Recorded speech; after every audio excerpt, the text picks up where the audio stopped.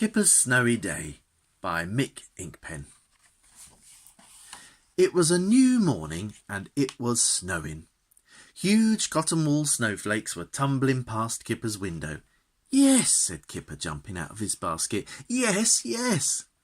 He grabbed his scarf and he wound it 3 times around his head. "Yes, yes, yes." Kipper was very positive about snow. Kipper rushed outside. The snow lay deep and smooth like a new empty page waiting to be scribbled on. He made a paw print, and then another, and then with a whoop he went charging around and around, crisscrossing this way and that, until the garden was full of his tracks. Kipper stopped to catch his breath, letting the swirling snowflakes melt on his tongue. Then he fell backwards into the snow, and he lay there panting. When he stood up, he found that he had made a perfect Kipper-shaped hole.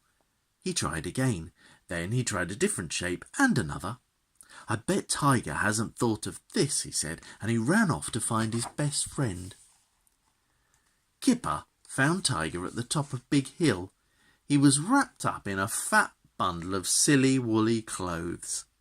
Kipper plopped a friendly snowball on top of his head. "Hello," said Tiger. Tiger pointed up at the sky.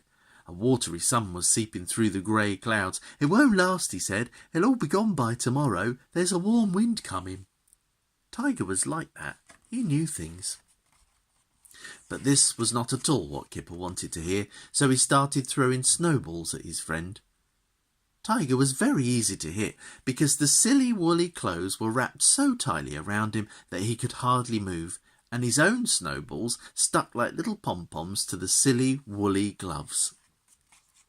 "Look at my new game," said Kipper, falling backwards into the snow. "You get up very carefully, and there you are." And there he was, or at least the shape of him. Tiger stretched out his arms and fell backwards with a soft, woolly crump.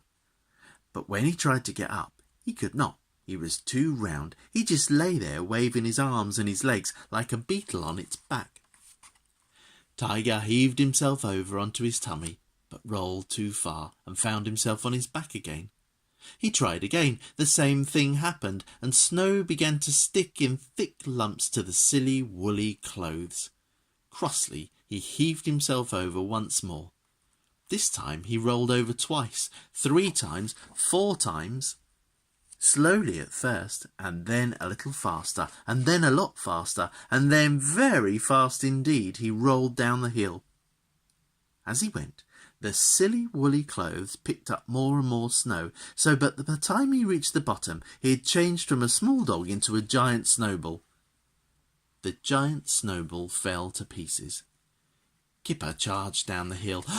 "Are you all right, Tiger?" he panted. Tiger pulled off his silly woolly hat. A big grin spread across his face. "Again," he said. So that is what they did all day long, taking turns to wear the silly woolly clothes, and by the time the sun began to dip towards the hill, making their shadows long and skinny, they had rolled enough snow to the bottom to build a giant snow dog.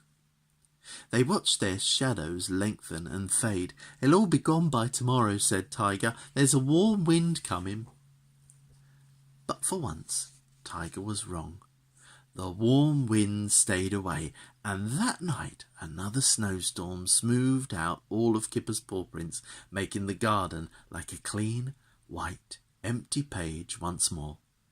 And the snow dog stood at the bottom of Big Hill, wearing Tiger's silly woolly clothes for almost 3 whole weeks.